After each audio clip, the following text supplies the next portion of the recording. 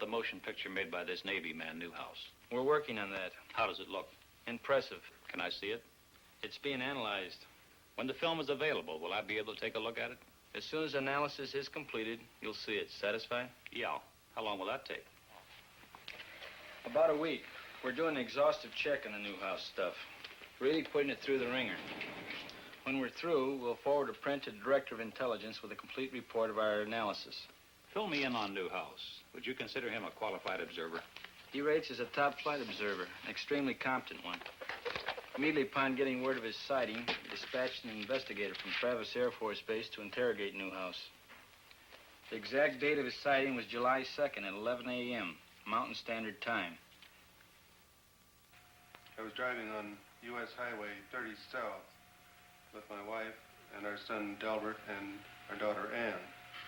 We were on our way from Washington, D.C. to Portland, Oregon on vacation before reporting to my new duty station at the Aviation Supply Depot, Naval Supply Center, Oakland, California. About 7 miles after we passed through Tremonton, Utah, my wife noticed a group of objects in the sky which she could not identify. I pulled over to the side of the road, stopped, got out, looked up and saw the objects. There were about 12 of them in a rough formation proceeding in a westerly direction. They were like nothing I'd ever seen before, although I've logged some 2,000 hours in the air. They were identical in appearance. How would you describe these objects?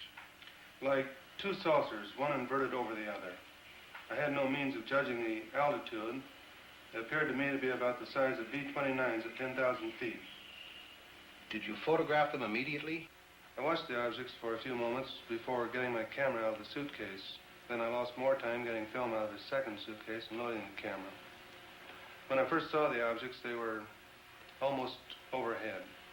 By the time I had the camera ready to go, they had moved to a considerably greater distance. What kind of a camera did you use? A 16-millimeter Bell & Howell, Filmo Auto Loadmaster with the 3-lens turret. I selected a 3-inch lens and set it on f8 and focused at infinity. Did you think of using slow motion? No, the camera was set on 16 frames per second, and in the excitement of the moment, I didn't think to shoot at a greater rate, although that would have improved the coverage. I centered the viewfinder on the objects and made the first shot. Then I decided that if the sky were darker, the objects would show better. So I stopped the lens down to f16 and continued photographing.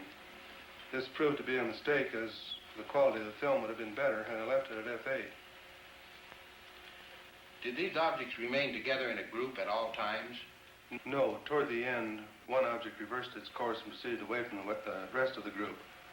I held the camera still and allowed this single object to pass through the field of view, picking it up again later in its course. Did this single object return to the rest of the group? No. I allowed it to pass through the field of view of the camera 2 or 3 times, and then it disappeared. In what direction? Over the eastern horizon. What did you do then?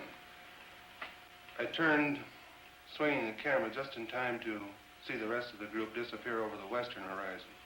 What was the weather? The weather was bright and cloudless. Visibility good? The visibility was excellent. How does this film you shot compare with what you saw with your naked eye? You have studied the film.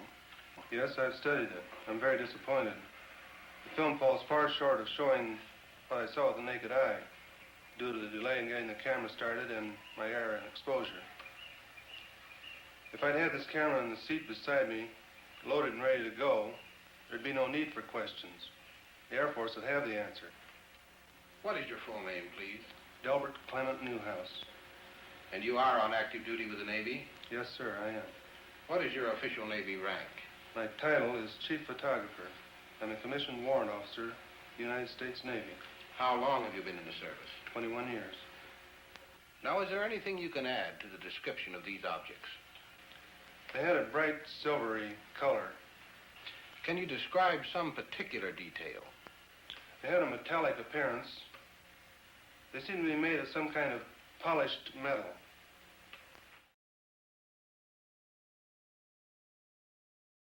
I spent a full week in Dayton.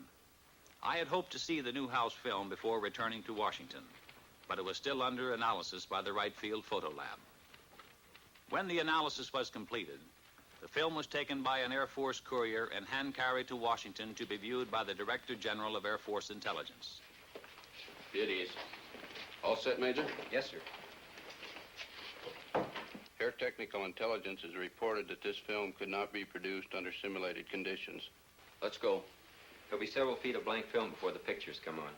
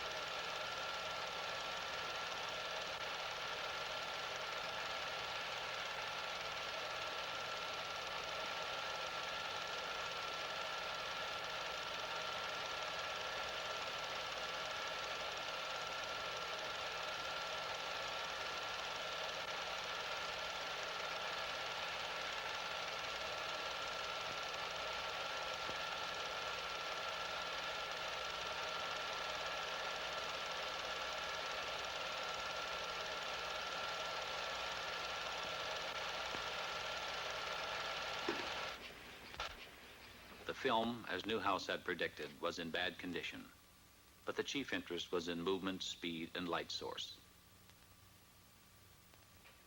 After a moment, the general asked to see it again.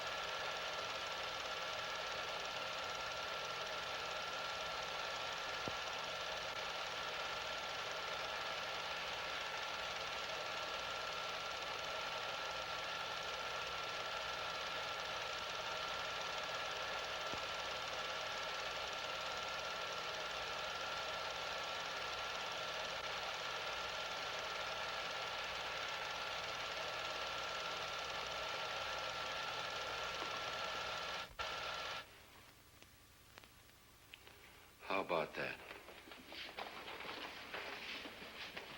Those were the only words spoken in the room.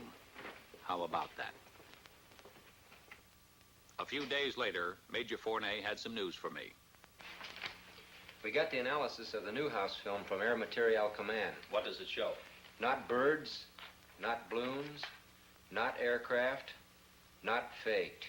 With the telephoto lens used, weather balloons within 5 miles distance could have been determined on the film. At a greater distance than 5 miles, they could not attain the speeds calculated. Within a 5-mile range, an aircraft of 40-foot wingspan could have been clearly determined. In excess of 5 miles, the speeds of the objects are greater than aircraft could achieve, except in a straight-line speed run. No bird is sufficiently reflective as to cause the film to react as strongly as it is done.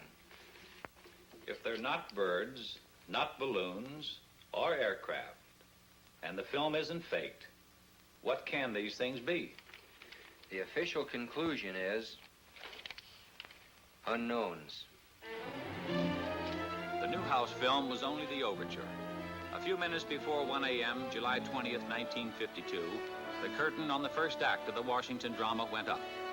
The unknowns moved in for the first time over the national capital. I had always regarded myself as a man with an intuitive nose for news. So, through the first Washington sighting, while the saucers hovered over the city, I was in bed,